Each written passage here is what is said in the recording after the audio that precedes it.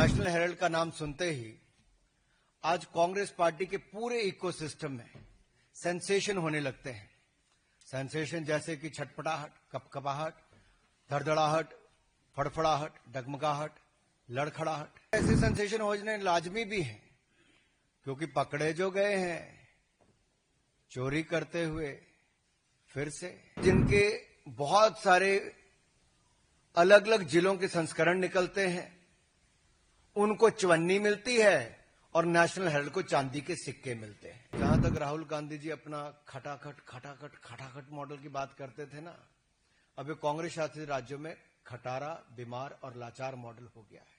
Congress party बार बार launch करने का प्रयास करती है, जनता में ले जाने का प्रयास करती है और बार बार विफल भी होता है। आप जिनके बारे में सोच रहे हैं उनकी बात नहीं, मैं यहां पे आज नेशनल हेराल्ड की बात करने आया हूं। और नेशनल हेराल्ड का नाम सुनते ही आज कांग्रेस पार्टी के पूरे इकोसिस्टम में सेंसेशन होने लगते हैं। सेंसेशन जैसे कि छटपटाहट, कपकपाहट, धड़धड़ाहट, फड़फड़ाहट, डगमगाहट, लड़खड़ाहट। और ऐसे सेंसेशन होने लाजमी भी हैं क्योंकि पकड़े जो गए हैं चोरी करते हुए फिर से। और आजादी के बाद आज तक अगर आप कांग्रेस का देखेंगे, एक नहीं अनेक घोटाले सामने आए, लेकिन ये अपने आप में एक ऐसा मॉडल है जो किसी के गले नहीं उतर रहा। आप मीडिया से बड़ी संख्या में आज सुबह सुबह यहां पर आए हैं। नेशनल हेराल्ड जो नेहरू जी ने 1938 में शुरू किया, वो चल नहीं पाया। ठीक है, बहुत सारे काम है जो नहीं चल पाते। 2008 में ऐसी परिस्थितियां हो गई कि नहीं चल पाया।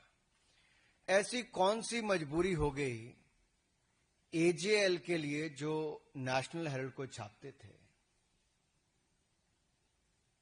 कि उसको बचाने के लिए एक नई कंपनी बनाई जाए यंग इंडियंस के नाम से, और उस यंग इंडियन में भी एक परिवार की 76% हिस्सेदारी दी जाए, और यंग इंडियंस बनाने के लिए भी 50 लाख का लोन ये भी कांग्रेस पार्टी ही दे। और ये लोन 50 लाख का क्यों दिया गया? एजेएल को खरीदने के लिए। यानी कि कांग्रेस पार्टी एक तरफ से 50 लाख का लोन देती यंग इंडियन को बनाने के लिए, दूसरी तरफ से एजेएल है जिसके ऊपर कर्जा है, और कर्जा भी कांग्रेस पार्टी का 90 करोड़ का है, लेकिन संपत्ति 2000 करोड़ की है। और मजेदार बात यह है कि यंग इंडियंस के बनने के बाद मात्र 50 लाख रुपया देकर 2000 करोड़ रुपए की संपत्ति यंग इंडियंस के नाम पे हो जाती है, मात्र 50 लाख रुपया देकर। और जो बकाया 89.50 करोड़, 99 करोड़ 50 लाख रुपया जो बाकी था, वो कांग्रेस पार्टी माफ कर देती है। अब सवाल खड़ा यह होता है, क्या कांग्रेस पार्टी लोन दे सकती है? क्या कोई पॉलिटिकल पार्टी लोन दे सकती है? सबसे पहला सवाल तो यही है। और लोन दिया तो क्या उस पर ब्याज भी लिया जाता था कि नहीं लिया जाता था? अब नेशनल हेराल्ड है क्या? It's not a daily newspaper, ये दैनिक अखबार नहीं है। It's a non regular paper. ऐसे एक तो वीकली पेपर है और वो भी छपता है। क्या छपता है? यहां पर इतने सारे पत्रकार, आप में से कोई नेशनल हेराल्ड से है क्या? कोई नेशनल हेराल्ड पढ़ता है क्या? अखबार वैसे तो कागज पे छपता है, लेकिन कुछ कागजी अखबार होते हैं जो छपते भी नहीं, बिकते भी नहीं, बंटते भी नहीं, दिखते भी नहीं और पढ़े भी नहीं जाते। ये उनमें से एक है। और जो कांग्रेस के राज्यों के मुख्यमंत्री इसके लिए चंदा देते हैं, चंदा मीन्स विज्ञापन देते हैं, चंदा नहीं विज्ञापन, वो विज्ञापन किस आधार पर देते हैं? दैनिक अखबार जिनके बहुत सारे अलग अलग जिलों के संस्करण निकलते हैं, उनको चवन्नी मिलती है और नेशनल हेराल्ड को चांदी के सिक्के मिलते हैं। और मेरे अपने राज्य हिमाचल प्रदेश में बड़े बड़े दैनिक समाचार पत्रों को जो नहीं मिलता, यानी कि उनको चवन्नी मिलती है और नेशनल हेराल्ड को चांदी के सिक्के मिलते हैं। और वहीं पर प्रदेश के मुख्यमंत्री जिन्होंने बड़े बड़े वायदे किए थे, या कांग्रेस पार्टी ने, वो 10 गारंटियां आज तक पूरी नहीं हुई। न महिलाओं को पैसे मिले, न डीए की किश्त मिली, न बाकियों को गोबर खरीदा गया, न दूध खरीदा गया, जो दाम देने थे वो भी नहीं दिए। उसके लिए पैसा नहीं है, लेकिन नेशनल हेराल्ड को विज्ञापन देने के लिए पैसा है। तीसरा,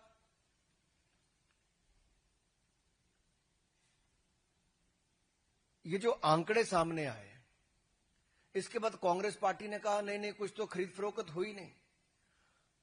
ईडी की चार्जशीट में बहुत साफ है, अपराध का प्रकार, अपराध की तिथि, अपराध का समय, अपराध की जगह, लेन देन का अपराध और अपराध के बारे में सारी जानकारियां ईडी ने फैक्ट्स एंड फिगर्स के साथ अपनी चार्जशीट में रखी है। और ये कांग्रेस का क्राइम है। This is a Congress model of corruption, where a weekly newspaper is getting much more amount than the daily newspapers, and a paper which is not even published at times.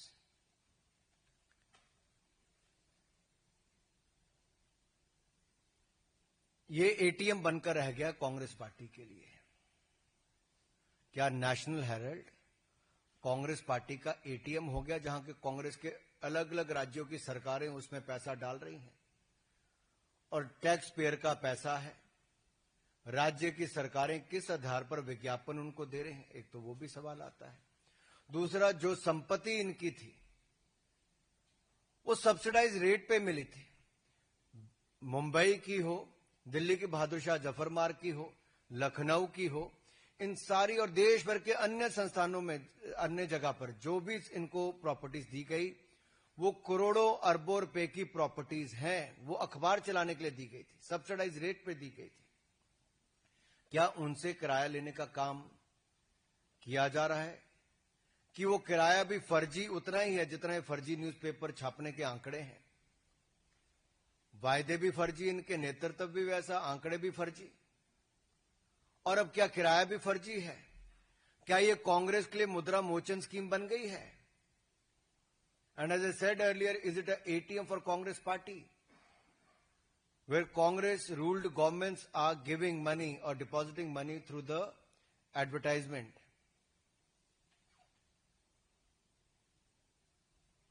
और जहां तक राहुल गांधी जी अपना खटाखट मॉडल की बात करते थे ना, अब ये कांग्रेस शासित राज्यों में खटारा, बीमार और लाचार मॉडल हो गया है।